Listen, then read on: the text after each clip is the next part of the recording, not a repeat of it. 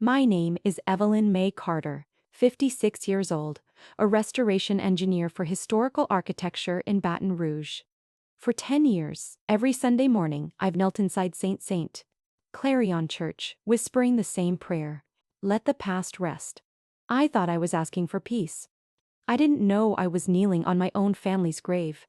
It happened on an ordinary Tuesday, while I was overseeing the reinforcement work under the church nave. One of the younger workers, Miguel, suddenly froze mid-dig, his shovel hitting something that didn't sound like concrete. A hollow knock, almost like bone on wood.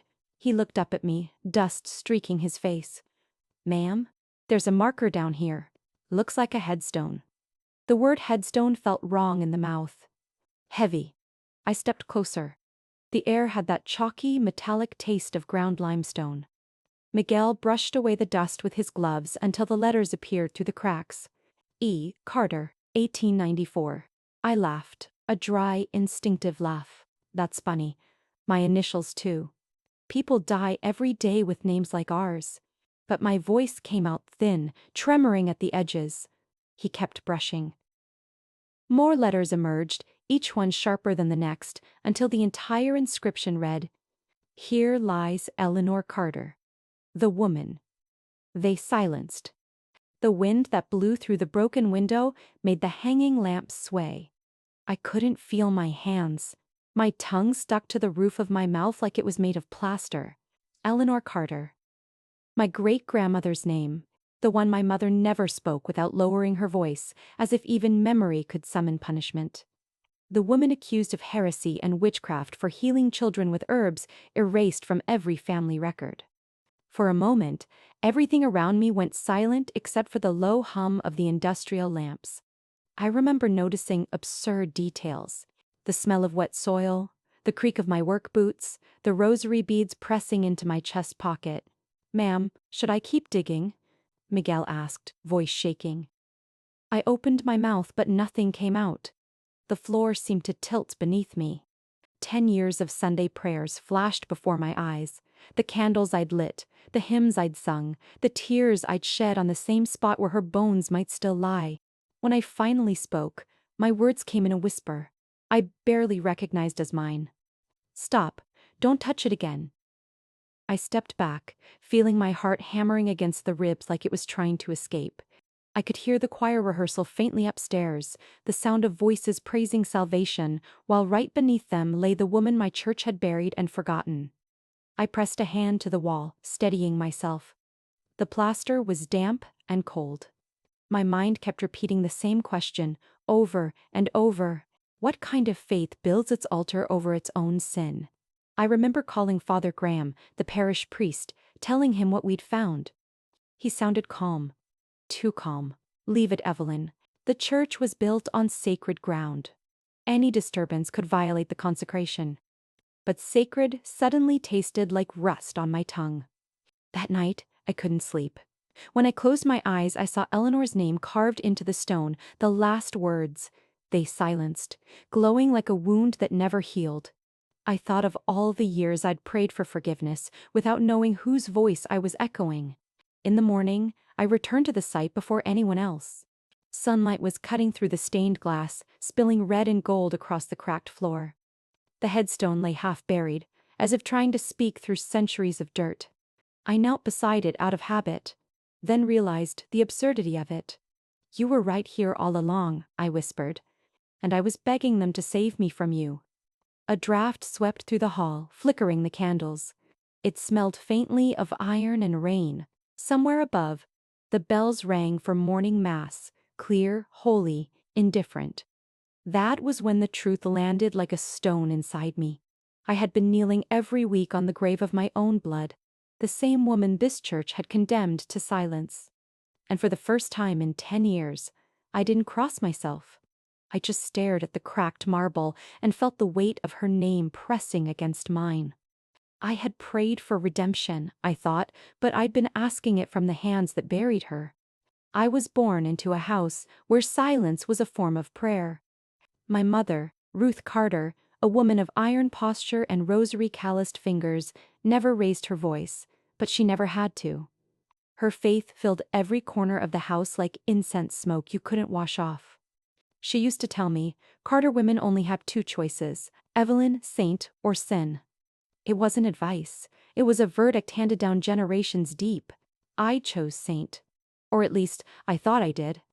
I studied architectural restoration, believing that to rebuild a church was to rebuild something in myself.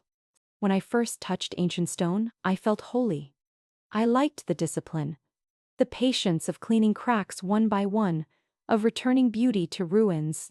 When my father died, Mother gave me a small silver bracelet. The engraving was faint but legible, "Faith restores." "It's been in our family since Eleanor," she said. "Eleanor, who?" She looked away. "Just don't lose it, Evelyn. Some things keep their promise only if you hold on." I never asked again. In our house, questions were treated like sins too. When I married James Carter, I thought I was finally stepping into the saint half of my mother's prophecy. He was calm, well-read, a man who quoted scripture more than he laughed. We bought a small house by the bayou. I restored old courthouses, he sold insurance, and we looked fine from the outside, like every other good Catholic couple in Baton Rouge. But faith can rot quietly, like wood under paint.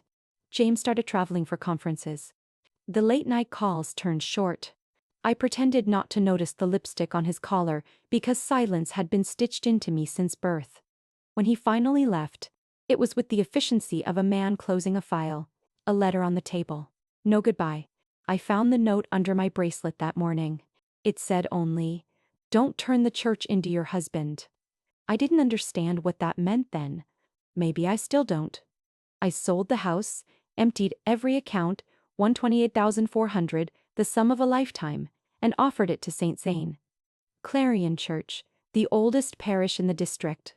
The restoration fund had been short for years, and when I wrote the check, Father Graham clasped my hands with both of his. "Evelyn, the Lord has chosen you as his vessel of renewal." No one had ever called me chosen before. The word filled me like light. When I told my mother, she didn't smile. She just stared at the check stub on my table, her eyes cloudy but sharp. "You think the church will keep your soul safe? Of course, they'll keep our name alive. Keep or bury." She had this way of speaking softly like a knife wrapped in cloth. I laughed it off, kissed her cheek and said, "You worry too much. This is for our family, for our faith, for your guilt," she murmured. I ignored that part. That night, I watched her sleep in her armchair, the rosary dangling from her wrist like a loose chain. The words keep or bury echoed longer than I wanted them to. For the next 3 years, I devoted myself to Saint Clarion. I worked with the contractors, filed permits, even scrubbed the paint off pews with my own hands. I wore my silver bracelet every day, the one that said "Faith restores." The smell of old wood and beeswax became home to me. I spent more time under the church roof than under my own. Father Graham said I was a living hymn. I liked that. It sounded clean, blameless. But sometimes, when the candles burned too low and the shadows stretched long, I'd think of my mother's voice. "Keep or bury." I'd shake it off, whispering, "Faith restores, Ruth. It always does." Still, there were moments when I caught Father Graham staring at me strangely, as if he knew more about my family than I did. Once, during a lunch break, he said casually, "Your bloodline goes far back here, doesn't it?" "I've seen the name Carter in some very old ledgers." I smiled, trying to sound light. "We've been here a while." He nodded, but his eyes didn't leave mine. "Some roots go deeper than stone, Evelyn. Deeper than even the church remembers." I laughed it off then. But the way he said even the church made something inside me twist. A few months before she died, my mother asked me to take her to the old district cemetery. I remember the air smelled of magnolia and wet clay. She pointed to a row of empty lots fenced off by a chain. "They built over half of it," she said. Said it was condemned land. I wonder what souls they condemned with it. I told her she was being dramatic. "Don't go digging, Evelyn," she said, gripping my wrist. "You don't want to find what's been buried to keep your faith clean." Her hand was cold, the skin translucent, but the grip was iron. That was the last time she spoke about death before she slipped into silence for good. At her funeral, Father Graham said, "Ruth Carter lived and died a woman of faith." I almost believed him, until I saw the way her rosary had been placed, upside down. A small act of defiance only she would think of. After she passed, St. Clarion became everything. My routine, my reason. Every nail I hammered felt like a prayer. Every window I cleaned was redemption. People whispered that I was married to the church. I smiled. Better that than to anyone else. Yet late at night, when I'd return to my small apartment, I'd take off my bracelet and set it on the table. The light from the street lamp caught the engraving. Faith restores, and reflected across the wall like a scar. Sometimes I'd catch myself whispering into the dark. Restore what, exactly? But morning always came, and with it, work. And in work, I didn't have to feel. The first crack appeared, literally, on the day the construction crew started drilling the foundation. A deep rumble shook the floor, and a thin line split across the altar wall, running down like a vein. Father Graham laughed nervously. "Old bones of the building, that's all." Old bones. The phrase stuck. That night, as I walked past the churchyard, I noticed a piece of marble half buried in the dirt behind the chapel. The moonlight caught a fragment of an inscription, "Esther." I thought it was coincidence. It always is, until it isn't. Faith, I've learned, has a physical weight. It sits in the bones, in the tongue, in the silence between questions you never ask. My mother carried it. So did I. I wanted to believe I could rebuild something pure out of everything that broke me. Marriage, money, loss. I didn't know that what I was rebuilding had already been built on a lie. The bracelet grew tarnished over time, but I still wore it, its edges pressing into my wrist like a quiet reminder.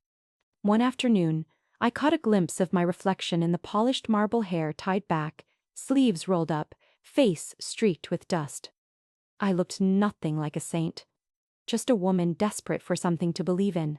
When the headstone surfaced under the church floor weeks later, the pieces of my life, my mother's warnings, the upside-down rosary, Father Graham's knowing look all snapped into one sharp line of truth.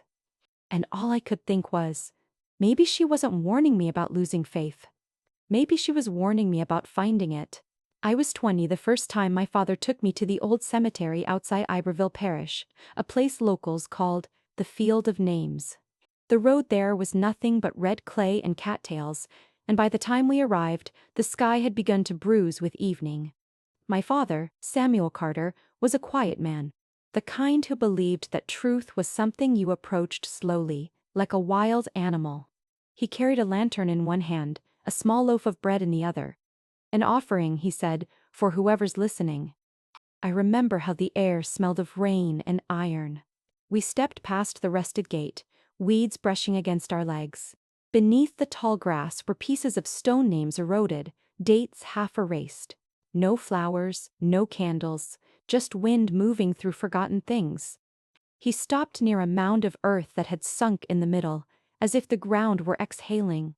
"Here," he said quietly, "our people lie here."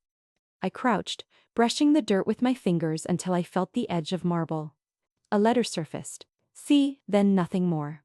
"Why isn't there a cross?" I asked. "Because crosses can be taken down," he said. "The church doesn't like reminders of what it's done." He wasn't bitter when he said it, just tired. "They said your great-grandmother Eleanor was a heretic," he continued. "But she only healed folks who couldn't pay the doctor. When she died, they buried her out here beyond the parish lines. Why?" He looked toward the horizon where the church steeple pierced the gray sky. "When the church fears something, Evelyn, it builds on top of it." At that moment, a gust of wind swept through the field, snuffing out one of the candles left by someone long gone. A small, black candle I hadn't noticed before. Smoke curled into the air like a thin ribbon of mourning. "See that?" he said. "That's how they remember her quietly, in the dark." The image stayed with me, that single black flame flickering, then dying, its smoke trailing into the dusk. I didn't understand why it felt so personal, but I carried it inside me like a seed. After my father died, I avoided that cemetery.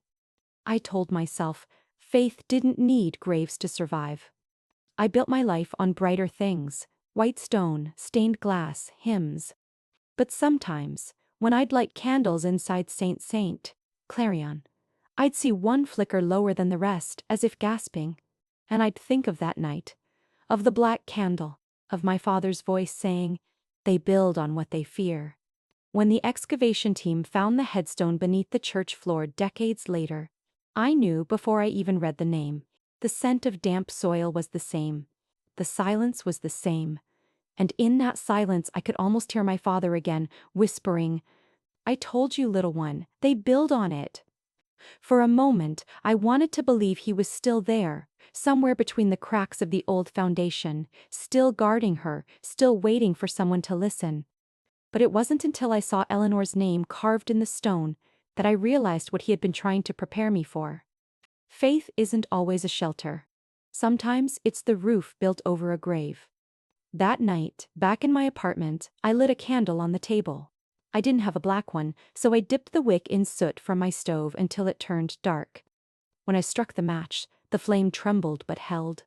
I whispered to no one in particular, "I see you now." And for the first time in years, I felt that same damp wind move across my skin like a breath from the past, finally exhaling through me. It began with 3 knocks. Always the same rhythm, 3 slow, deliberate taps beneath the pew where I knelt. At first I thought it was mice, or maybe the old foundation shifting with the heat. St. Clarion was built in 1879. It had plenty of ghosts made of wood and wind. But the pattern never changed. Tap, tap, tap. A pause. Then silence thick enough to hear my own pulse answering back. I mentioned it to Father Graham one Sunday after Mass. He smiled, the kind of smile priests give when they want to calm hysteria. "The Lord likes to remind his faithful that he's still listening," he said. "Perhaps he's knocking for you, Evelyn." His tone was gentle, but his eyes didn't match. They looked alert, measuring. "Then why only me?" I asked. "Maybe you're the only one who still hears." That should have comforted me. Instead, it felt like warning. Weeks passed. The knocks returned every time I prayed alone. They never came during service, never when others were near, only when the candles had burned low and the choir's echoes had thinned into air. Once, I placed my palm flat on the floorboards, half smiling at my own foolishness. The wood was cold, trembling faintly, as if something underneath had its own heartbeat. I whispered a joke to no one. "If this is you, Lord, you have a strange sense of rhythm." The next 3 knocks came faster. Like a reply, I began noticing other things. A thin layer of gray dust kept appearing at the same corner near the altar, though we cleaned every day. When I knelt there, the smell of damp soil rose through the cracks, fresh like the ground after rain. One morning, sunlight slanted through the stained glass window, catching something metallic between the boards. I bent down and found the edge of a rusted nail, thicker than any modern one. The kind used in coffins. I held it up to Father Graham. "Old wood," he said, taking it quickly. "Don't hurt yourself." Then he slipped it into his pocket before I could look closer. That was when I started keeping my own notebook. Dates, sounds, the direction the knocks came from. A small act of rebellion against reason. By late March, the church began to smell faintly of wet clay, even on dry days. It lingered under the incense, mixing sweet and sour like rot, dressed up for Mass. I asked the janitor, Henry, if he noticed. He shrugged. "Sometimes the earth remembers where it was disturbed," he said, half joking. That night I dreamt of the black candle again, its smoke curling under the pews, shaping itself into letters I couldn't read. When I woke, my wrist ached where the silver bracelet sat too tight, the engraving "Faith Restores" pressing into my skin. One evening, as the choir rehearsed upstairs, I stayed behind to check the newly polished floor. The church was nearly empty, the organ humming softly like breath. Tap, tap, tap, then again, louder. I froze. My voice echoed in the hollow nave. "Is someone down there?" The sound stopped. Then, 3 more knocks, directly beneath where I stood. I dropped to my knees, ear against the boards. Faintly, through the wood, came what might have been a sigh or the groan of air escaping earth. I couldn't tell. And then, as if the building exhaled with me, every candle along the aisle flickered at once. I told Father Graham again. "It happens only when I pray," I said, like something's answering. He chuckled, pouring himself tea. "Faith can sound like many things, Evelyn. Walls settle, wood moans. Don't romanticize it. But it's always 3 knocks." He set down his cup, meeting my eyes. "The Trinity likes patterns. Take it as blessing. Blessing." The word clanged in my head like a bell cracked down the middle. The next Sunday, I tried ignoring it. I focused on the sermon, on the scent of candle wax melting into the air. But as the congregation knelt for prayer, the knocks came again, 3 of them, directly under my knees. My breath caught. I looked around. No one else reacted. Only me. I pressed my palms to the floor and whispered so quietly I barely heard myself. "If this isn't you, then who is it?" The silence that followed was so deep, it roared. That night, I wrote in my notebook, 3 knocks, same spot, not rodents, not pipes, the earth remembers. Then I drew a tiny flame beside the note, a black candle with smoke curling upward. The storm came without warning. One of those southern tempests that turn the air to glass before it shatters. Sky green, thunder crawling low, rain slamming sideways against stained glass. I was still inside St. Clarion, checking the scaffolding, when the first crack tore through the nave like a gunshot. The whole church shuddered. Dust rained down from the rafters. A section of the floor by the old choir loft gave way, collapsing into a pit of mud and brick. The lights flickered, then died. The only glow came from the emergency lamp swinging on its wire, throwing long shadows across the ruin. I grabbed a flashlight and stepped closer. The beam cut through the haze, and for a moment I couldn't breathe. Below, in the churned-up earth, stones glimmered. Not bricks, but headstones, their faces slick with rain. Dozens of them. Rows upon rows, packed together like forgotten teeth beneath the altar of God. I climbed down the ladder, boots sinking into the mud. My light trembled over the carvings. Names, dates, fragments of epitaphs. Beloved Mother, Infant Son, Mary of the Cross. And then, at the very center, half buried, I saw it. Eleanor Carter. My throat closed. The letters were so clean, they might have been carved yesterday. Above her name, a waxy seal of the archdiocese was pressed into the stone, red, still faintly visible despite the years. Around the edges ran Latin words I could barely read, but I knew the meaning. Ground consecrated. Do not disturb. I knelt, hand trembling, tracing the letters of my own last name through the mud. The rain from the open roof dripped on my neck, cold as a confession. "Eleanor," I whispered, "you were right here all along." The thunder rolled again, low and cruel. I fumbled for my phone and called Father Graham. He answered on the second ring, his voice steady, as though he'd been expecting the call. "Father," I gasped, "the foundation collapsed. There are graves, dozens. One of them is my great-grandmother. You have to come now." There was a pause. Rain hissed through the static. "Stay where you are, Evelyn," he said finally. "Do not touch anything." He arrived 20 minutes later, his cassock plastered with rain, eyes shining too bright in the flashlight's beam. For a moment, I felt relief, like maybe he'd help uncover the truth. Instead, he just stared into the pit, face unreadable. Then he sighed. "We don't excavate that section." "What do you mean, that section?" "These are graves, Father. People's graves. They were relocated long ago," he said, voice clipped. "The paperwork is complicated. The ground is blessed now. Disturbing it could void the consecration." "Void the?" I almost laughed. "You built an altar on top of them. You called this sacred, while my own blood was rotting underneath." His jaw tightened. "Careful, Evelyn. You're speaking in anger." "Anger?" I stepped closer, mud splashing up my jeans. "You call it anger, I call it truth." He turned away, gazing at the broken rafters as if they might rescue him from my voice. Faith requires obedience, he murmured. Sometimes the Lord buries what we aren't meant to dig up. That was the moment something in me cracked.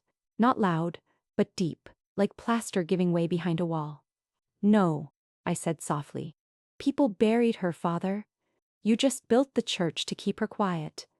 For a long time, he said nothing. The rain drummed on the roof's hole, the sound of 1,000 small fists hitting tin. Finally, he spoke. If you care for your soul, Evelyn, walk away. Don't force us to choose between history and holiness. I stared at him, mud dripping from my hands, and realized he meant it. They would rather protect a lie than admit its bones. Then I'll choose for you, I said. Holiness doesn't need hiding places. He left soon after, coat whipping in the wind, leaving me alone in the half-collapsed nave. I stood over Eleanor's headstone, the beam of my flashlight trembling. Water pooled around the letters of her name, turning them into mirrors. I caught my reflection there, pale, rain-slick, trembling, and for the first time I saw what my faith had made of me. A woman kneeling over a grave, praying to the same silence that condemned her ancestor. I wanted to scream, but the sound died in my throat. The storm outside was already doing the screaming for me. I looked down at the seal again, the one stamped by the church's authority, and something inside me hardened. I pressed my thumb against the wax until it cracked. It felt like breaking a curse. When the rain finally eased, I climbed out of the pit, every step sucking at my boots, each breath a mixture of mud and fury. The air smelled of iron and old stone. I stood in the doorway of St. Clarion, watching the lightning carve the sky open, and whispered the only truth left to me. You buried her once. You won't bury me too. The next morning, I withdrew every cent of the restoration fund. No ceremony, no announcement. Just a quiet visit to the bank, a signature, and the soft hiss of the receipt printing like a verdict. $128,000. Gone from the church, back into my hands. When the clerk asked if I wanted to leave a forwarding address for the parish, I said, no. Let them pray for it. That night, I went home and set the silver bracelet on the small wooden altar in my kitchen, the one I'd built after my divorce. The words "faith restores" caught the light for a second before fading into shadow. If God truly wanted to save, I whispered, he wouldn't bury the voices of his own daughters. Then I blew out the candle and listened to the silence breathe. In the days that followed, I didn't attend Mass. I didn't pray. I didn't even pass the church on my morning walks. It was as though a wall had collapsed inside me, and behind it lay something raw and breathing. For the first time, I wanted answers more than comfort.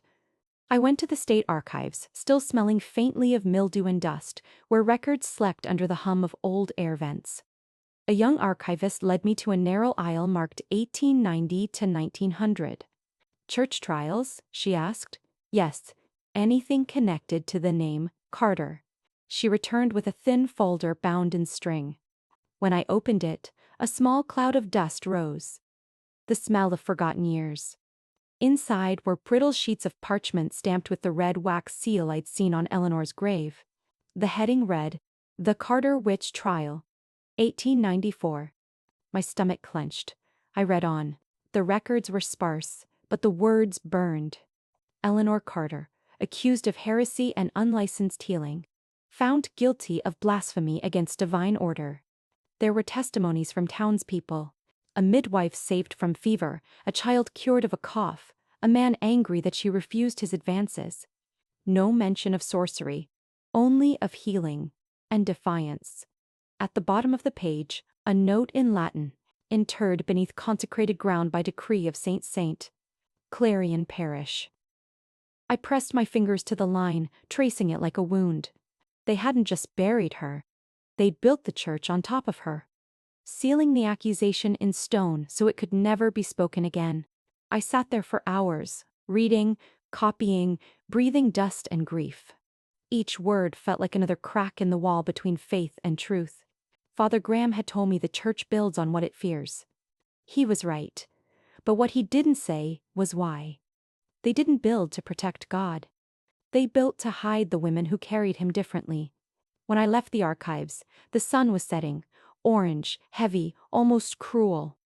I walked past the gates of St. Clarion, out of instinct, like a moth circling the fire that burned it. The windows were lit from inside. Mass was beginning. Through the glass, I saw Father Graham raise the chalice. The congregation bowed their heads in perfect rhythm. I used to find peace in that order. Now it looked like choreography for silence. I turned away, heart pounding. The bracelet on my wrist felt heavier than ever. I tugged it off and held it in my palm. The engraving had dulled, the letters filled with grime. Faith restores. Restores what? The lie? The shame? I hurled it into the grass. It landed with a soft metallic thud, swallowed by the dark. For the first time in years, I felt light. Not holy, just human. That night, I wrote a letter to Father Graham. Not an apology, not a declaration, just the truth. Father, I have ended my support for St. T.S. Clarion and withdrawn from the restoration project. I discovered that this church, your church, was built over the bodies of those it condemned, including my great-grandmother, Eleanor Carter. You called her a heretic. I call her the first Carter who refused to kneel. I sealed it and left it on the church steps before dawn. I didn't wait for a reply. In the days that followed, I read everything I could find about women like Eleanor, healers, midwives, heretics. I filled notebooks with their names, their forgotten miracles. I started to dream differently. In my sleep, I walked through the church again, but the floorboards were transparent. Beneath them, I could see women standing in the soil, faces turned upward, mouths open, not screaming, just singing. Each voice layered over the next until the sound became something like wind through trees or breath through stone. When I woke, I realized it wasn't a haunting, it was an invitation. Maybe faith doesn't live in the hands that build altars, but in the throats of those who were never allowed to speak. I didn't announce my rebellion to anyone. There was no lightning bolt, no excommunication, just a quiet decision to stop kneeling where I wasn't heard. I began spending evenings by the river, sketching ideas for a new kind of space. Not a church, not quite a studio either. A place where women could restore what had been buried, one story at a time. I didn't know what it would become yet, but I knew its foundation would be clean soil. That night, before sleeping, I found the silver bracelet again. The one I'd thrown into the grass. Somehow, it had ended up on my porch railing, mud-streaked but whole. I turned it over, reading the engraving one last time. Then, with a small screwdriver, I scratched 3 new words beneath it. Only when it breaks. I slipped it into a drawer, not as a relic, but as proof. Faith had broken, and I was still standing. Word travels fast in small parishes. By the end of that week, the smiles disappeared.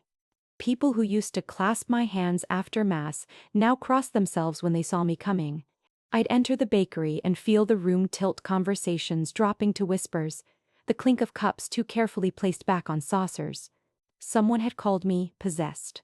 Someone else said I'd dug up the devil. One morning, Father Graham walked right past me on the street, his collar bright in the sun, his eyes fixed on anything that wasn't mine. It started with a single text from an unknown number: "Stop digging, or you'll join her." Then another: "The ground doesn't need another Carter." By the third one, I'd stopped deleting them. I wrote them down instead, copied each threat into my notebook under the column marked evidence. The words didn't frighten me as much as they confirmed something I'd already sensed. St. Clarion's walls weren't just built to silence the dead. They were meant to silence anyone who listened. I lost contracts first. Architectural firms stopped returning my calls. One client said politely, "We've decided to go in another direction, something less controversial." At the grocery store, Mrs. Leary from the choir avoided eye contact, fumbling her change. "They say you've been talking to spirits, Evelyn," she whispered. "Only the ones the church forgot," I said, and her face went pale. The city felt smaller every day. Baton Rouge, once home, now looked like a set built for someone else's life. Yet each night, I went back to St. P. Clarion. Not for prayer, At least, not the kind I'd been taught. I'd slip through the side gate, past the magnolia tree that leaned like it was listening. The air always smelled of wax and soil. The church stood dark, its stained glass windows glowing faintly with the reflection of streetlights, color without light inside. I carried a single candle in my pocket, its wax dyed black. The first night I lit it, I placed it on the patch of floor where Eleanor's headstone had been buried again under hastily poured concrete. The flame burned steady, small but defiant. "You were never the curse," I whispered. "You were the cure they couldn't control." Every night after that, I came back. Sometimes for minutes, sometimes for hours. I'd sit in the pews while the candle bled down to a stump, the scent of smoke curling around me like memory. Each time, I expected someone to stop me. No one did. But I could feel eyes on me, unseen, heavy, patient. For a while, the nights became their own ritual.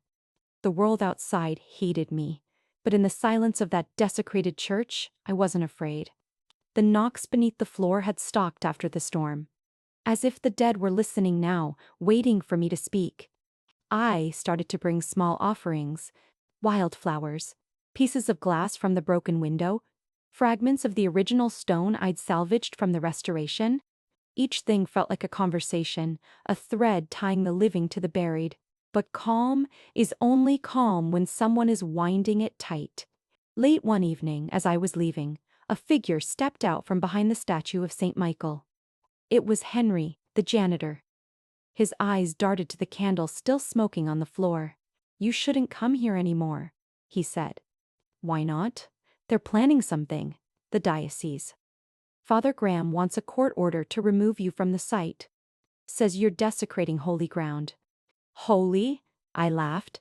"There's nothing holy about concrete over graves." He looked at me a long time before answering. "Just be careful. They bury things twice around here."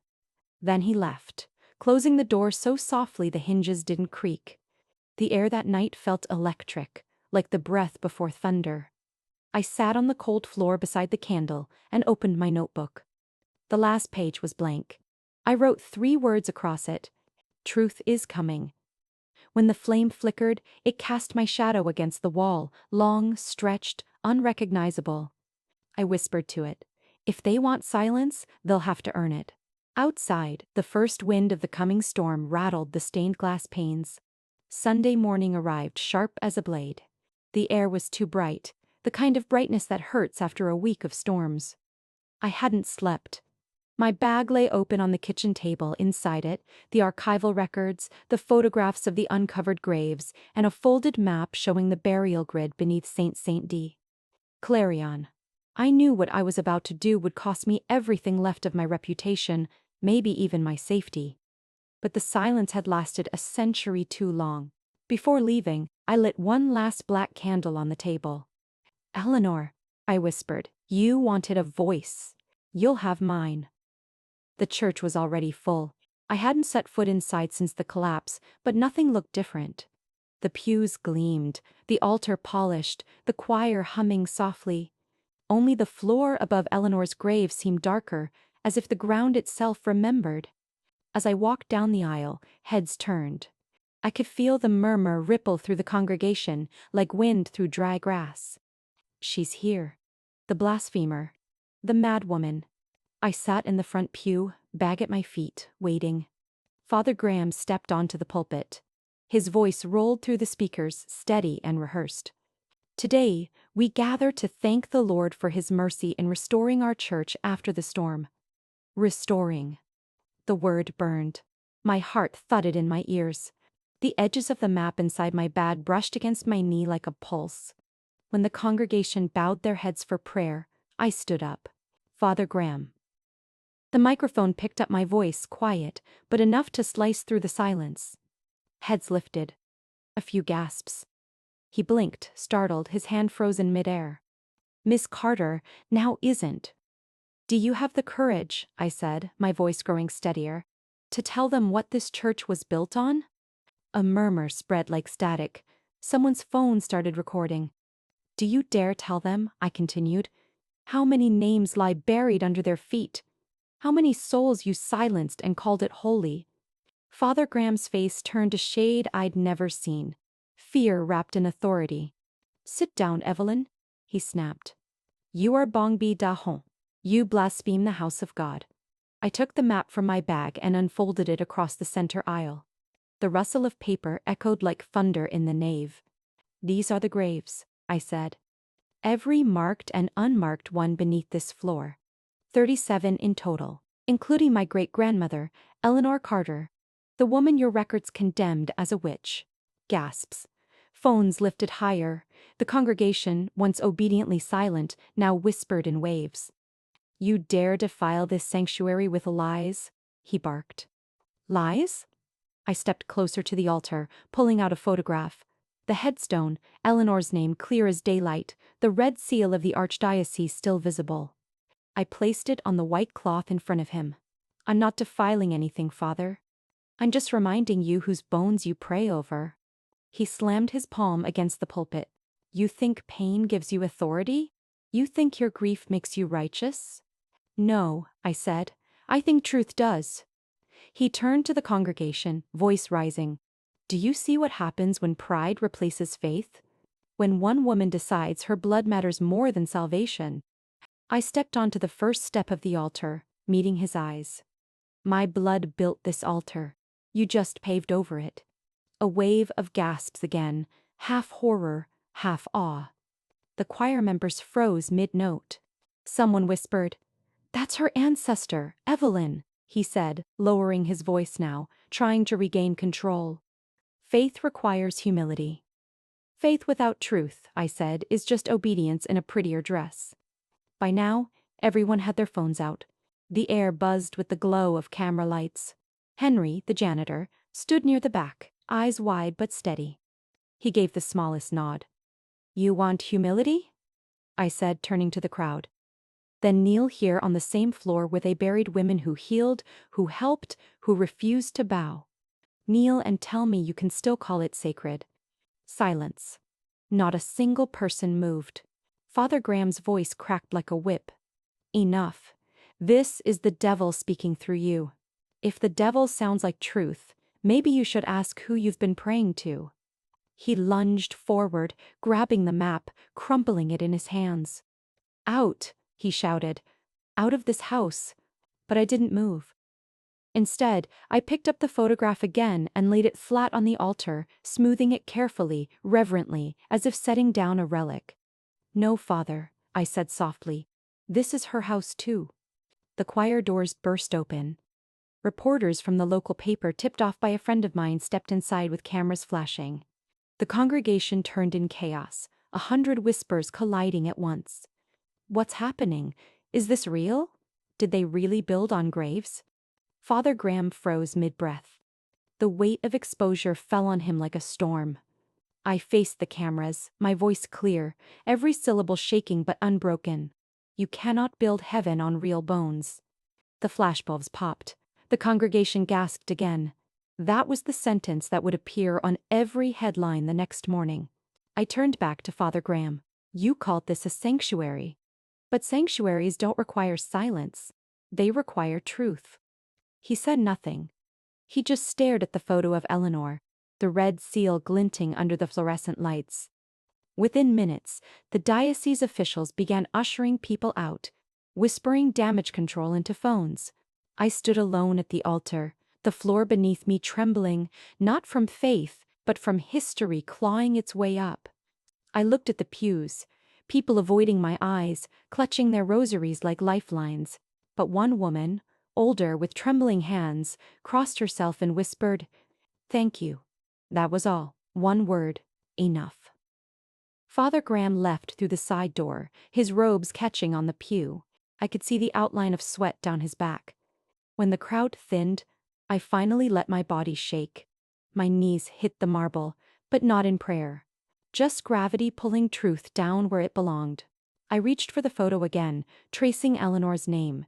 The stone floor was still cold, still unyielding, but for the first time, it didn't feel like punishment. It felt like proof. I whispered under my breath, They can call it blasphemy. I call it remembering. As I stood, a strange calm washed over me, the kind that follows explosions. The church lights flickered, one by one.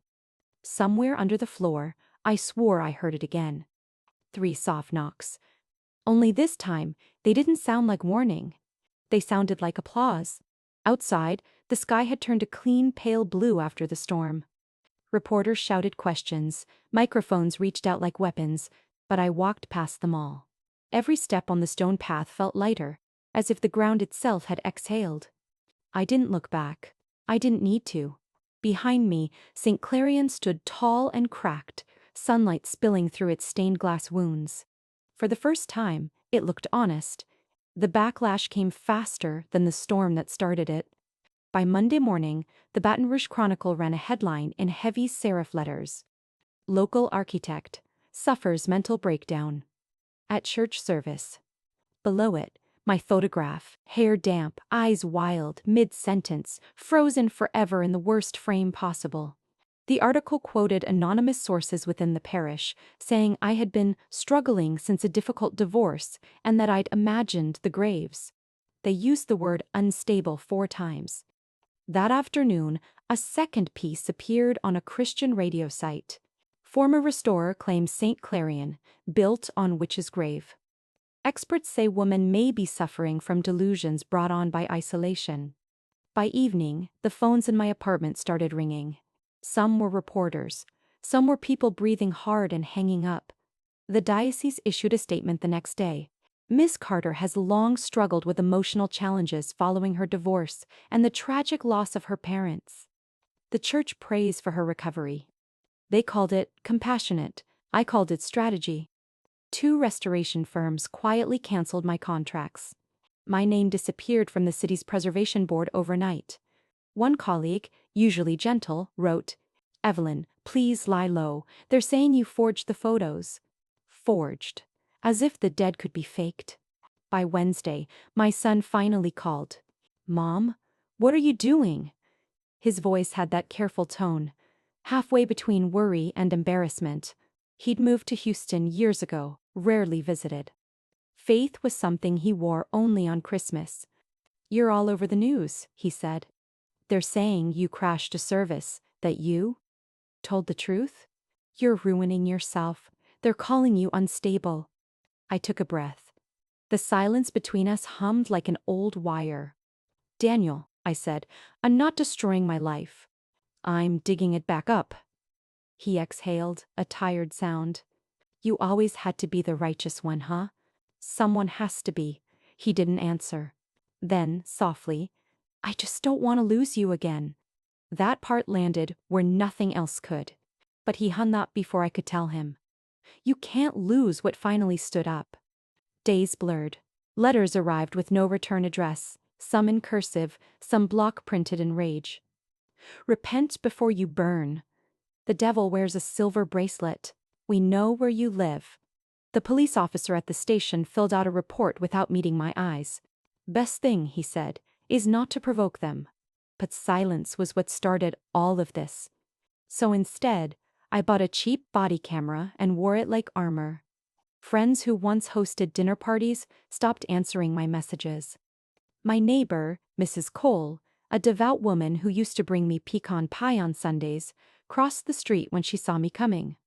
When I passed the church, I saw workers putting up a new sign. St. Clarion. Reconsecration ceremony, next month. They were sealing the ground again. Literally. I wrote my own piece and sent it to every paper that had smeared me. I am not broken. I am the proof that faith and truth can coexist, if you let them. What lies beneath St. Clarion are not demons but forgotten women. I ask for an excavation, not for spectacle, but for dignity. No one published it. But that night, the post on my personal blog went viral, shared by a history professor in New Orleans, then a women's rights group in Georgia. By morning, Beneath's Clarion was trending. The church responded by calling it a campaign of misinformation. When you expose a wound, infection fights back. I started noticing cars parked too long across the street. My mailbox was ripped off one morning, letters scattered like torn feathers. Someone sprayed heretic in red across my front gate. I cleaned it myself. Slow and deliberate. The color wouldn't come off completely. It left a faint shadow, like a scar that refused to heal. A week later, a woman knocked on my door. Mid-30s, professional clothes, eyes tired. She introduced herself as Dr. Leona Marsh, an anthropology professor from LSU. "I read your archive notes," she said. "You're not wrong. The city maps from 1890 list that land as Carter burial plot. Number 2. It was never legally transferred before construction." She showed me copies, yellowed maps, deed records, a faint signature. Eleanor Carter Estate. "So they knew," I said. "They knew," she nodded. "They just rewrote it." That night, we spread the documents across my table. Candlelight flickered over them, turning the ink into bloodlines. For the first time since the storm, I didn't feel alone. Within days, the diocese released another statement. "A local academic and a mentally unstable former restorer are perpetuating a hoax that desecrates sacred memory." They called Leona a secular activist. They called me an apostate seeking fame. They filed a restraining order preventing us from entering church grounds. When the sheriff served me the papers, he looked embarrassed. "Just stay 50 yards away," he muttered. "That's fine," I said. "Truth doesn't need permission slips." 2 weeks later, Daniel showed up at my door unannounced. He looked older, worry written across his face. "Mom, I'm staying for a few days. Just until things calm down." We ate in silence the first night. Then he said, "They offered me money, the diocese, to give an interview saying you've been unstable since Dad left." My fork froze mid-air. "And what did you say?" "I told them to go to hell." He smiled, faint but real. For the first time, I saw my father's steadiness in him. And maybe a little of Eleanor's fire. "You shouldn't have to clean this up alone," he said. "I don't want you caught in it." "I'm already in it," he said. "I'm your son." For a moment, the noise of the world went quiet. A local TV station invited me to defend myself live. Leona urged me to accept. We walked onto the set together, lights glaring. The host smiled too widely. "Miss Carter, do you regret accusing the church of murder?" "I didn't accuse," I said. "I uncovered." "But the church says there's no evidence." Leona slid one of the documents across the desk. The burial map stamped with the diocesan seal. The host hesitated. The camera zoomed in. For a heartbeat, the truth had a face again. That night, messages poured in. Not threats this time, but thank yous. Women from other towns wrote. They built over hours, too. The next Sunday, protesters gathered outside St. Clarion. Some held candles, others held signs that read, "Let the dead speak." For every supporter, 2 parishioners shouted back. Police kept the lines apart. Inside the church, Father Graham delivered a sermon about false prophets. Someone recorded it, posted it online. His words sounded angrier than holy. The comments section turned. Doubt had entered the pews. One night, around midnight, my doorbell rang. When I looked through the peephole, no one was there. Only a package on the mat, wrapped in brown paper, tied with twine. Inside, a rosary with beads blackened by soot and a note written in looping script. "The ground is patient." I stared at it for a long time, the way you stare at a snake until you're sure it's not moving. Then, I carried it to the river and dropped it into the current. By then, fear had become background noise. The smear campaign, the threats, the isolation. They weren't storms anymore. They were weather I'd learned to live in. Each night, I still went to the church gate, standing just outside the legal line. I'd light a candle, set it on the pavement, and watch the wax melt into the cracks. One evening, Daniel joined me. He handed me a lighter. "Your turn," he said. The flame caught easily. For a moment, the two of us stood there. Mother and son, faces lit orange in the dark, the church looming silent before us. "They buried her truth," I said. "Then let's unearth it properly." He nodded. "Tell me what you need." Inside me, a new kind of faith began to form. Not in heaven, but in evidence, in persistence, in names carved back into light. Leona and I began drafting a petition for a public excavation order. Daniel offered to manage the online campaign. We gathered historians, legal advocates, and journalists who still had the courage to print. It would take time, maybe years, but so did every resurrection. It happened almost by accident, if accidents can still exist in a world already cracked open. Late one evening, I returned to St. Clarion's courtyard to collect the protest signs Daniel and I had left behind. The parish office windows were lit, silhouettes moving inside. Father Graham, 2 council members, and a man in a tailored suit I didn't recognize. I meant to leave quietly, then I heard my own name. "She's still stirring trouble," Father Graham said. "Then bury her story," the suited man replied. "We need this deal signed before the quarter ends." I froze against the wall, rain dripping from the gutters onto my shoulders. They weren't talking about theology, they were talking about money. Through the glass I saw them gathered around the long oak table, maps spread across it, not of pews or restoration plans, but property blueprints. One document bore a company logo, Clarion Development Partners. Another had the city seal and the phrase, zoning amendment, mixed commercial use. The suited man pointed at a section shaded in red. "If we market it as a memorial expansion, the city won't contest. We'll have investors by summer." Father Graham's voice came lower. "And the graves? Deconsecrate the ground, rebury the remains elsewhere. No one checks the paperwork." I pressed a hand to my mouth.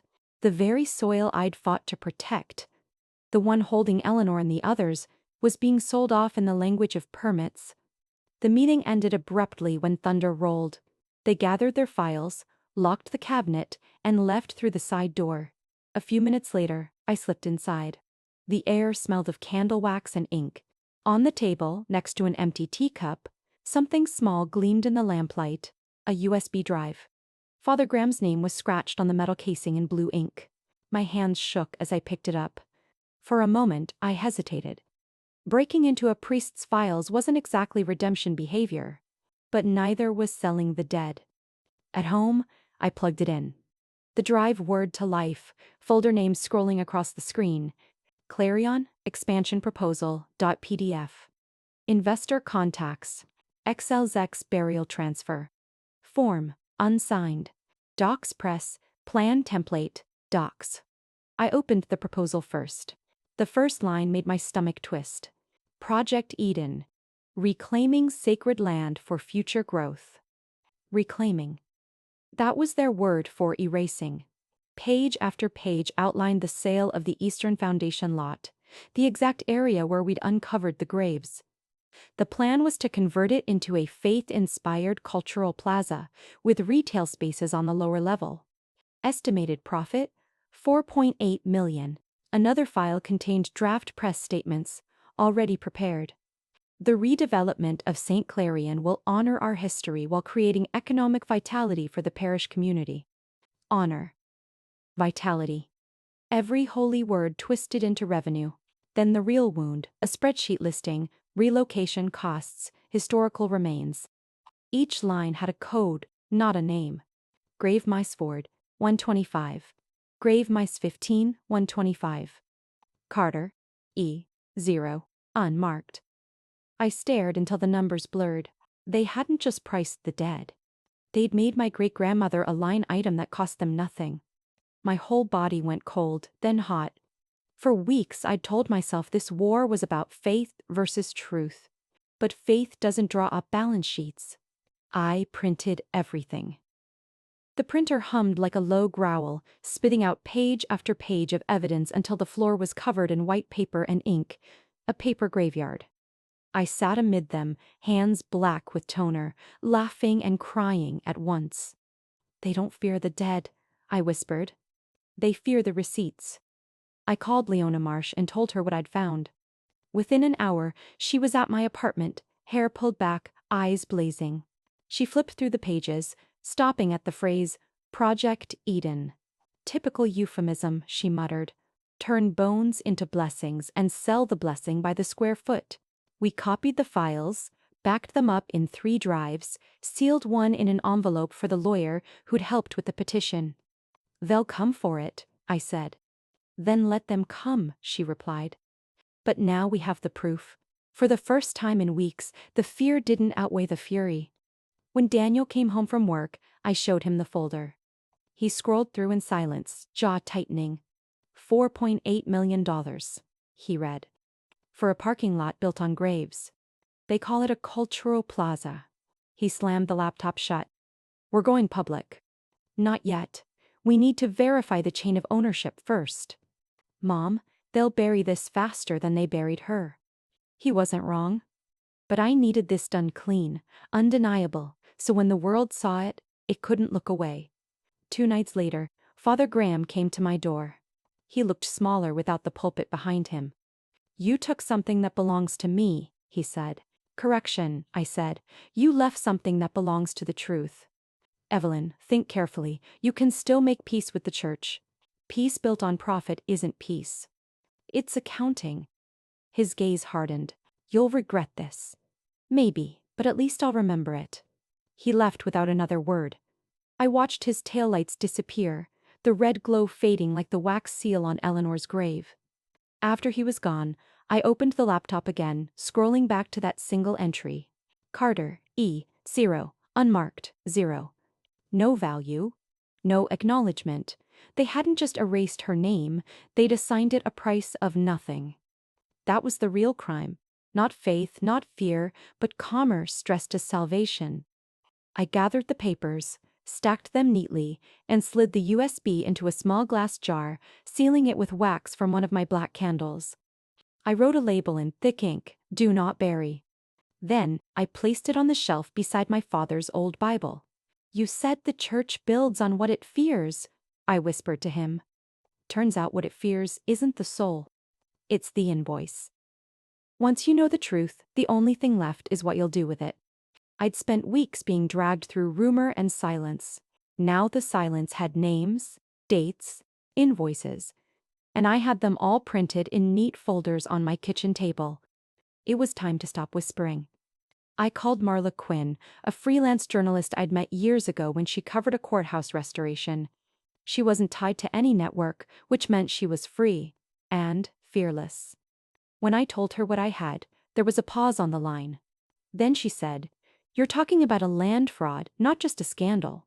If those graves are still under there, it's federal law." "They are," I said, "and I can prove it." By the next morning she was at my apartment, recorder in hand, her boots still muddy from a flood site. Leona arrived soon after, carrying her field camera and carbon dating kits. The 3 of us made a strange team. The heretic, the scientist, and the journalist, bound by the same quiet fury. We met after dark, avoiding the main gate. Henry, the janitor, had left the side door unlatched. Inside, the air was heavy with incense, as though someone had tried to perfume the guilt away. The floor where the collapse had happened was covered again, a fresh layer of concrete poured smooth as denial. Leona knelt beside it, running her hand over the surface. "Still damp in places," she murmured. "If we scan below with ground-penetrating radar, we'll get outlines." Marla set up her camera, the lens glinting under the flashlight beam. "You ready, Evelyn?" I nodded. We worked in silence, only the hum of equipment and the distant drip of water from the roof. The radar's screen flickered with shapes, rectangles, overlapping, dense. "That's not empty ground," Leona said. "Those are graves." "Still there." I swallowed hard. "Count them." 37. The same number from the map. Proof etched in pixels. At the far corner of the nave, a piece of loose stone caught the light. I crouched, brushing dust away until words emerged. Faint, carved by a hand that must have known it wouldn't be remembered. "To all the women who healed, and were buried for it." I couldn't move. My throat locked, eyes burning. It wasn't a headstone. It was a message. A declaration they'd hidden in plain sight. Leona whispered. "They left it for someone to find." Marla's camera clicked. The flash illuminated our faces. 3 women standing where dozens had fallen. That was the moment I stopped being afraid. Back at my apartment, we spread the evidence across the living room floor. the radar scans, the photos of the inscription, the financial documents from the USB. Marla outlined the next steps like a general drawing a battle map. We need a chain of custody on everything. Certified timestamps, expert verification, witness statements. And when that's done? I asked. We publish. Simultaneously, print, digital, broadcast. Once it's out, they can't bury it again. Daniel, who'd been sitting quietly with a notepad, finally spoke. I'll handle social media. We'll make a website, upload the files, the scans, the photos. Everything transparent. They can't spin it if everyone can see. For the first time, I saw a hint of my younger self in him. That stubborn Carter streak that refused to bow. Leona reached out to her colleagues at LSU's archaeology department. 2 agreed to review the scans under anonymity. 1 sent an email later that night. Preliminary evidence supports the presence of human remains. Proceed with documentation. We also contacted a local priest who'd retired after clashing with the diocese years ago. When he saw the inscription, his eyes filled with tears. I always suspected, he said. They called those women witches because they healed without permission. He gave us a copy of an old letter he'd kept, a plea from a nun dated 1894, begging the bishop not to condemn Eleanor Carter. The bishop's reply was stamped with the same seal as on her grave. Proof of guilt, century old. Marla warned us. When they realize what we have, they'll try to stop us, legally or otherwise. So, we duplicated everything. 3 hard drives, 5 USBs, 2 sets of printed copies sealed in waterproof bags. 1 stayed with me, 1 with Leona, 1 with Marla's editor. Daniel hid the originals in a safety deposit box under his name. It wasn't paranoia, it was insurance against being erased again. By the end of the week, the apartment looked like a newsroom and a shrine had collided. Maps pinned to walls, candles burning low beside stacks of evidence. Marla clicked off her recorder. You know what happens once this goes out? She said. There's no taking it back. No quiet life after this. I looked at the photo of Eleanor pinned to the board, the headstone gleaming in flashlight, her name clear. They took her quiet life from her a century ago, I said. This time, she speaks. Daniel smiled faintly. Then let's make sure the whole world hears. At midnight, we returned to St. Tine. Clarion, one last time. The air was cool, moonlight slanting through the broken stained glass, painting the pews in bruised colors. We placed a single black candle on the spot where the inscription lay and lit it. The flame reflected in Marla's camera lens. For them, Leona said softly. For all of us, I answered. I knelt and whispered the words carved in the stone, to all the women who healed and were buried for it. Then I added, not anymore. Back home, I drafted the press release. The first line wrote itself. A century ago, they buried women for telling the truth. Tomorrow, we'll unearth them for the same reason. I hit send. To journalists, activists, lawyers, and every contact who still believed in light. The email subject read simply, P.R. Oject Eden, the evidence. When it was gone, I felt the quiet settle. Not fear this time, but calm. The kind that comes when you've stopped asking for permission. The anniversary banners went up a week before the ceremony. 150 years of faith. Gold letters on white fabric, strung between the magnolia trees like scripture, rewritten for profit. Every newspaper called it a celebration of endurance. I called it a funeral with better lighting. The diocese promised a spectacular presentation to mark St. Saintchen, Clarion's rebirth after the storm. The mayor, local press, and every parish family were invited. Even the governor's office sent a representative. Father Graham would lead the mass. I would lead the reckoning. The night before, our small team met in my living room, Leona, Marla, Daniel, and me. The plan was simple. While the parish played its highlight reel photos of the reconstruction, images of community renewal, the projector feed would switch to our file. The archaeological footage, the ground scans, the documents from the USB, and finally, the inscription itself. Daniel had coded the trigger into a portable drive that would override the presentation when plugged in. Marla arranged for a live stream to multiple platforms.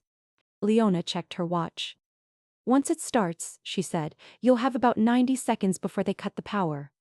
"90's enough," I said. Daniel looked at me across the table. "Are you sure you want to be the one up there?" "It began with my name," I said. "It should end with it too." No one argued. The church gleamed that morning like a polished confession. New paint covered every crack. Chandeliers cleaned until they sparkled with borrowed light. Outside, cameras flashed as people arrived in their Sunday best. Inside, a brass band played softly, hymns folded into applause. I sat in the front pew beside Leona, the USB tucked in my palm like a weapon, small enough to hide but sharp enough to cut a century open. Father Graham stepped up to the altar, his robe trimmed in gold, smile wide and unshaken. "Brothers and sisters," he began, "today we honor 150 years of faith, of light, of divine endurance." I could almost taste the lie. He gestured toward the screen behind him. "Let us witness the journey of Saint C&D's. Clarion, from ruin to resurrection." The lights dimmed. A soft organ chord filled the air. Images began to roll. The old church before restoration. Children laughing. Volunteers scrubbing walls. Father Graham blessing new marble. Each photo glowed like redemption. Leona leaned toward me. "Now," she whispered. I stood, heart hammering. Every eye followed the movement, probably expecting a prayer. Instead, I climbed the small staircase to the technical booth and slid Daniel's drive into the control panel. The projector blinked once, then twice. The next image froze, then changed. A gasp rippled through the room. On the screen appeared the radar scan of 37 rectangles, glowing blue against the black earth. A caption faded in. "Confirmed burial sites, beneath Saint. Clarion." Another slide. The photo of Eleanor's headstone, her name clear, the red seal cracked in half. Then the inscription, "To all the women who healed and were buried for it." The organ faltered mid-note. The next image, the scanned page of Project Eden, commercial redevelopment proposal, complete with the church's letterhead and Father Graham's digital signature. For a moment, the entire congregation went silent, as if the air itself forgot how to breathe. Then chaos erupted. People shouted. Phones rose like torches. The mayor demanded someone turn that off. Reporters surged forward, filming everything. The feed streamed live to thousands online. Father Graham froze at the altar, face drained of color. "Stop this," he barked. "Cut the power." But Leona had already locked the system. I stepped forward, microphone in hand. My voice echoed through the speakers, steady and cold. "You told us silence was sacred. That obedience was holy. But this gold you polished today?" I pointed to the screen behind him, where the radar image glowed like X-rays of guilt. "This gold is minted from the bones of the women you erased." Someone screamed. Another person began to cry. Father Graham tried to speak, but his microphone squealed with feedback, his words swallowed by the sound of his own machinery betraying him. I walked to the center aisle, voice carrying through the stunned hall. They said silence is golden, but this gold was forged from the bones of the Carter women healers, midwives, mothers, buried right under this altar. I turned to Father Graham. "You knew, didn't you?" "You all did. You called it holy ground, but holiness built on hiding isn't faith, it's fraud." He shook his head wildly. "These are lies, digitally altered. This woman is." I held up the printed document, the official seal catching the stage light. "You signed it, Father. The contract for Project Eden." A shopping plaza sold as salvation. Murmurs swelled into shouts. One parishioner yelled, "Is it true?" Another threw his hymnal to the floor. "If truth frightens you," I said into the mic, "then maybe your God only lives on building permits." The sentence hit the room like a thunderclap. Father Graham lunged toward the soundboard, but in the rush he slipped, his robe catching on a step, pulling down the microphone stand. The crash echoed through the church, louder than any sermon. He sat there on the marble, robe wrinkled, gasping as the cameras kept rolling. Behind him, the screen still showed Eleanor's name, magnified and glowing. Eleanor Carter, 1894. And beneath it, the inscription the church had tried to erase. Marla whispered from the side aisle. "We're live across 3 networks. They can't stop it." Outside, sirens wailed, not police press bands, rushing to the story. I looked around the church, at faces I'd known all my life. Neighbors, friends, strangers who once handed me communion wafers. Some looked shattered, others furious, a few quietly relieved. The sound of 100 truths cracking at once. The mayor, red-faced and sweating, stormed to the podium. "Miss Carter, you can't hijack a sacred ceremony. Then maybe you shouldn't build your ceremonies over corpses." He gestured to the tech crew, yelling for them to shut the system down, but it was too late. The final slide appeared automatically, the one Daniel had timed. A drone photo of the church from above, overlaid with a transparent map of the burial grid. Underneath, in white letters, "Remember them." The crowd fell silent again, the kind of silence that doesn't come from faith, but from guilt. Leona stepped up beside me, holding a small glass jar, the one that contained the cracked wax seal from Eleanor's grave. She raised it to the light. "You sealed her once," she said, voice trembling but strong. "We're unsealing her now." She dropped the jar to the floor. It shattered, echoing through the church like a bell. I looked at the shards glittering across the marble and thought, that's what the end of silence sounds like. The power finally cut. The screen went black. But the damage was done. Reporters swarmed. Parishioners spilled outside, shouting, crying, arguing.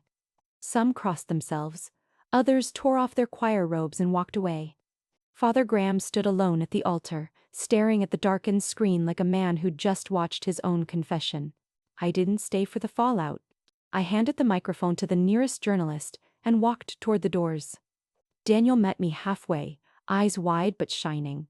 "Mom," he whispered, "you did it." "No," I said. "She did." I looked back one last time at the altar, at the faint reflection of Eleanor's name still lingering on the black screen like light that refused to die. Outside, the sunlight was blinding. The square overflowed with people. Reporters shouted questions. Cameras followed as I descended the steps. "Miss Carter, how long have you known? What happens to St. Clarion now? Do you fear excommunication?" I stopped at the bottom, turned toward them and said, "Fear belongs to those who built walls over the truth. I'm just opening a door." They kept shouting, but the sound faded into the wind. The magnolia petals scattered across the pavement like pale confetti from a wedding between past and present. As I walked away, I heard church bells start to ring, mechanical, automatic, on schedule. But for the first time, their sound felt hollow, as if even they weren't sure what they were celebrating anymore. I didn't look back. The camera flashes followed me down the street, but in my chest, all I felt was a strange quiet, the kind that doesn't come from fear or victory, but from release. For a century, the church had owned the narrative. Now the ground was speaking for itself. They sealed St. Clarion 3 days after the ceremony. Yellow tape crossed the doors like an exorcism written in plastic. The newspapers called it temporary closure pending investigation. But everyone knew it was something deeper. A century of ghosts finally being acknowledged by bureaucracy. The square was quiet now. The banners still hung, limp in the humidity. 150 years of faith flacked against the wind like a lie, too tired to stand up straight. For the first time in months, I didn't go back. Instead, I drove south to the old family home. Dusty shutters, vines curling up the porch railings, air thick with memories. I hadn't stayed there since Mother died. The key still fit, but it turned stiff, as if the house itself hesitated to let me in. Inside, everything smelled of cedar and thyme. The walls held the echo of rosaries clicking in the dark, of her voice whispering, "Keep or bury." I walked through the rooms slowly, touching furniture as if it might dissolve. In her bedroom, the curtains were drawn, dust drifting through the shafts of light like wandering souls. On the dresser lay her old Bible, spine cracked, pages yellow. Next to it, my silver bracelet, the one I'd left months ago. It was dull now, the metal bruised from years of wear, but the words were still there. Faith restores. I turned it over in my hand, thumb tracing the faded engraving. Then I pulled out a small engraving tool from my bag, the same one I used for restoration work, and began to carve the second line. The metal resisted at first, then yielded, leaving fresh silver where the old had tarnished. Only when it breaks. I sat by the window that night, the house creaking softly around me. Outside, crickets sang like a heartbeat returning to the earth. For the first time, there were no reporters, no priests, no crowds, just me and the quiet. It wasn't empty quiet, it was alive.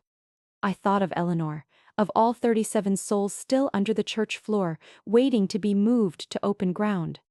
The investigation would take months, maybe years, but at least now, they were seen. She prayed. We answered. That phrase lingered in my head, not as pride, but as closure. Daniel came by a week later, his hair wind-tossed, eyes brighter than I'd seen in years. "They're talking about exhuming the site," he said. "With university supervision. They mentioned you by name." "Good," I said. "Let the bones breathe." He smiled faintly. "You should see the comments online. Half the town's calling you a hero. And the other half? Probably praying for your soul." We both laughed. An easy, human sound that didn't need absolution. He looked around the old house. "You gonna stay here?" "For a while. There's peace here I never let myself have." Before he left, he pointed to the bracelet on my wrist. "That new line suits you." "It suits us," I said. "We're all just restored when we break right." News traveled fast. The State Historical Commission opened a formal inquiry. The diocese issued statements of remorse, but none of them said sorry. Father Graham resigned quietly, citing health reasons. I didn't gloat. I didn't need to.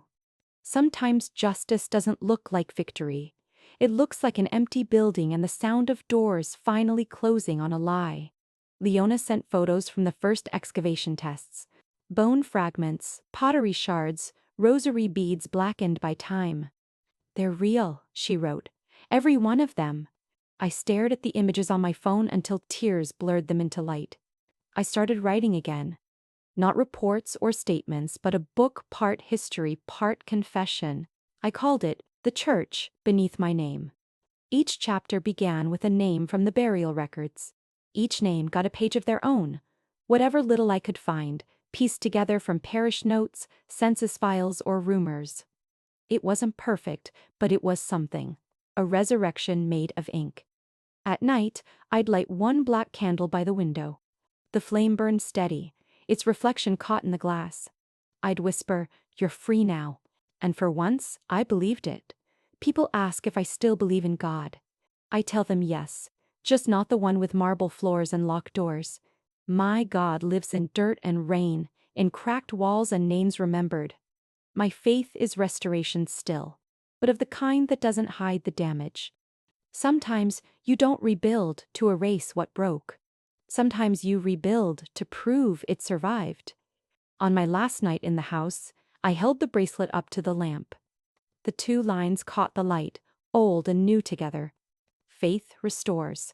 Only when it breaks. The engraving shimmered like a scar healed but visible, a mark of having lived through the fracture. I slipped it back onto my wrist. It fit tighter now, as if reminding me that truth always leaves a mark. Morning came soft and gold through the curtains. I made coffee, packed my notes, locked the door. As I stepped outside, the air smelled of rain again. The same scent that once rose through the floorboards of St. Seine, Clarion. Only now, it didn't carry fear. It carried memory. I turned toward the car, bracelet glinting in the light, and whispered one last line to the wind. Some prayers don't ask for heaven. They just ask to be heard. And then I drove away, the house shrinking in the rearview mirror, leaving behind a silence that finally sounded like peace. 1 year after St. Clarion fell silent, I opened the doors of a new place. It wasn't a church. It wasn't a museum. It was a studio made of stone and sunlight, an old train depot on the edge of Baton Rouge that I rebuilt with my own hands. I called it Silent Stone Atelier. The sign outside was simple: restoring memory, restoring women. Inside, there were tables covered with brushes, chisels, trays of limestone dust. The air smelled of earth and soap, not incense. Every morning, a group of women widows, retirees, teachers, even a young nurse would gather here to learn how to clean and restore old gravestones. They came not to pray, but to listen to the names, the years, the cracks, the stories whispered in marble. It was work that didn't demand belief, only tenderness.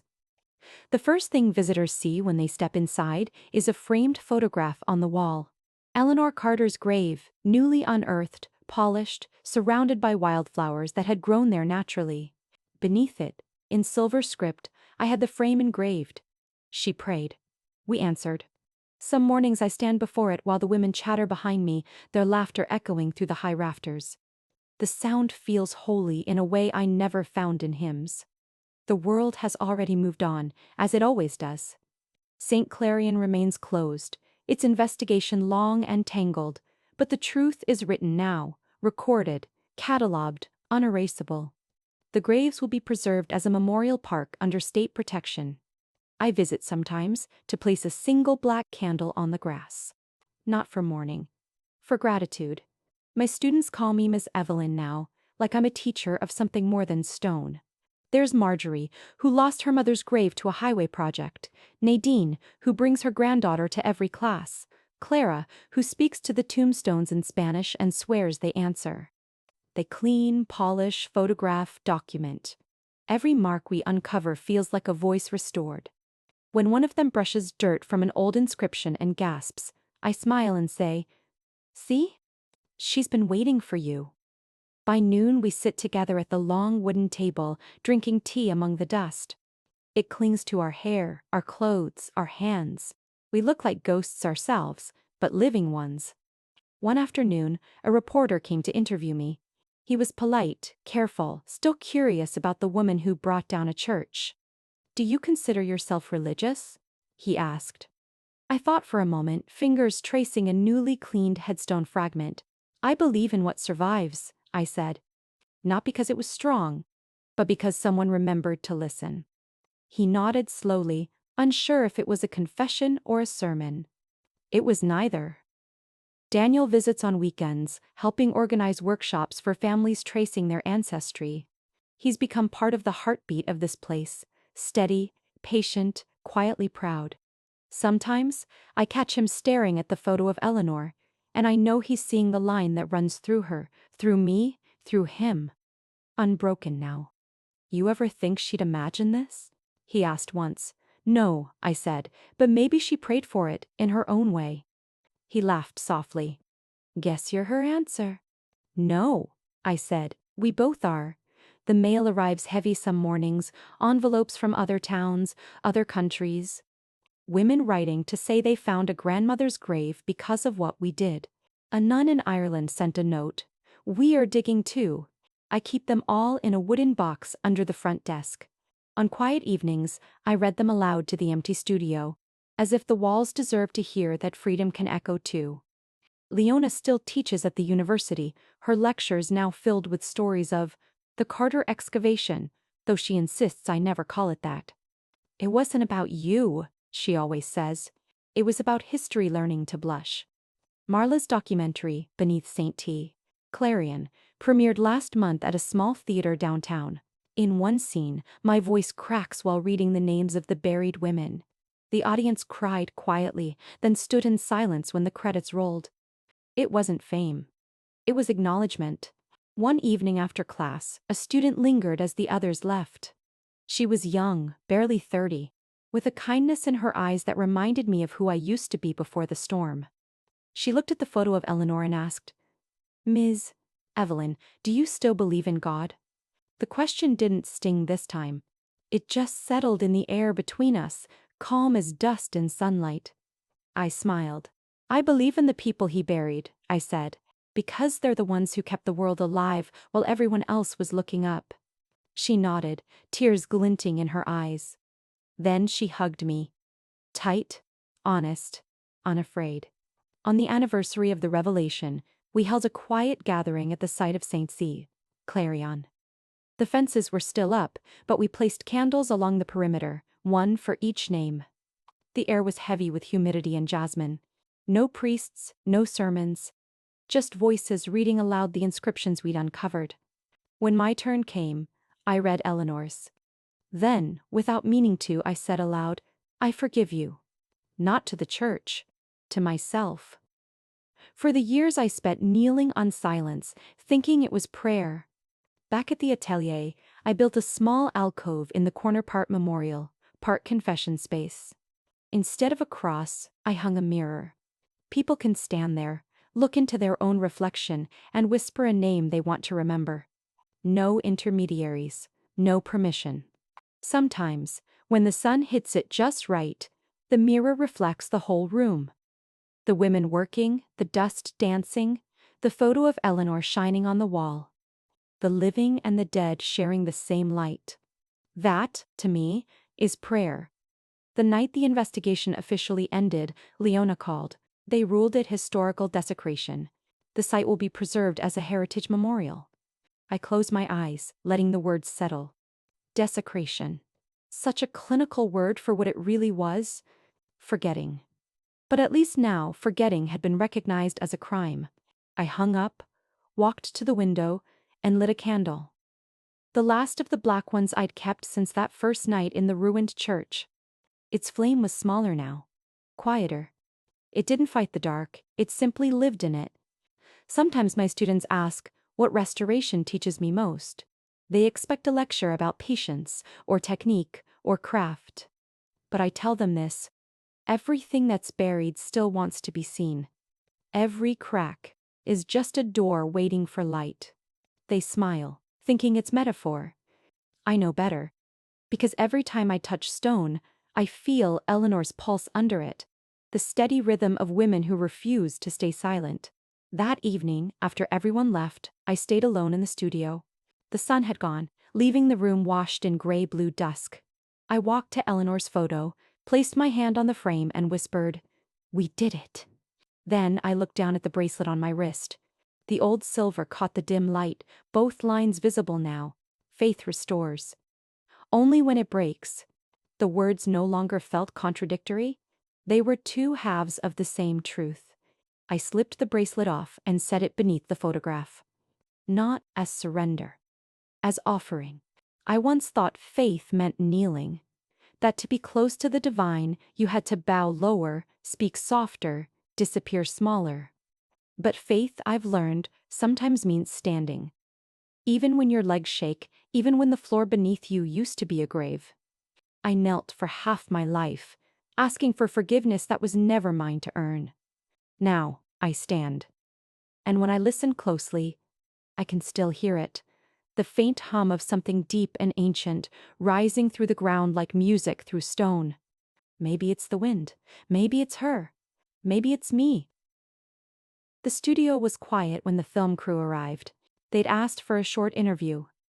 Something reflective, they said. Just you, Ms. Carter, and a single candle. I agreed, on one condition: no retakes. They set up in the far corner of Silent Stone Atelier, beneath Eleanor's photograph. The room smelled of wax, dust, and lemon oil. Outside, rain tapped gently against the old glass panes. Not a storm this time, just weather, ordinary and alive. The cameraman counted down from 3. When the red light blinked on, I looked straight into the lens. Into the small, unblinking eye that would carry my voice to people I'd never meet. The candlelight trembled between us, gold and human. If one day, I said softly, you discover that the place where you pray was built on the pain of your own blood, don't run. Don't curse the ground. Don't burn the faith that shaped you. I leaned a little closer, eyes steady. Just light another candle. For them, and for yourself. The flame reflected in my pupils, a small resurrection flickering inside the gaze. We spend our lives begging for mercy from the heavens. while the mercy we need lies 6 feet under our feet, in the women and men who never got to speak. Maybe holiness was never above us. Maybe it's beneath us, waiting for someone brave enough to listen. The words weren't rehearsed, they came the way breath comes after grief. Slow, but certain. For a long moment, I didn't speak. The candle's flame bent sideways, caught in a draft, then straightened again. Behind the camera, no one moved. Even the crew seemed afraid to disturb the silence. I took a slow breath. I used to think prayer meant lowering my head. Now I know sometimes it means raising your eyes, even if what you see breaks your heart. I turned slightly, so the photo of Eleanor appeared over my shoulder in frame. "Share this story," I said quietly. "Not for me. For anyone who's still kneeling on top of a grave they don't know belongs to them. Because maybe someone out there is still calling it faith, when really, it's just silence." The cameraman swallowed audibly. The sound stayed in the final cut. I reached forward and adjusted the candle so its light hit the silver frame behind me. "The engraving gleamed," she prayed. We answered. "They told me silence was golden," I said. "But gold fades. Names last. So if you're watching this and you've buried something, a truth, a story, a self, go find it. Dig. Let the dirt under your nails remind you that resurrection was never meant to be clean." The director whispered, "Perfect," but I kept speaking. Because the story wasn't over yet? Not really. I thought this chapter would end when the church fell quiet. But it didn't. It ends here. In this room, with dust on my hands and women learning how to read stone again. Forgiveness isn't forgetting. Forgiveness is what happens when you stop pretending it never happened. I smiled then. Not the kind you force for cameras, but the kind that comes when you finally learn to breathe inside your own name. "My story closes here," I said at last. But maybe, just maybe, this is the first prayer that wasn't buried. I reached out, pinched the wick between my fingers, and the screen went dark. Only the sound of rain, and my last line hanging in the air. "Light your candle. Someone beneath you is waiting to be seen. Share this story. Someone out there might still be kneeling over their own grave without knowing it." My story ends here. But perhaps this is the first prayer that was never buried.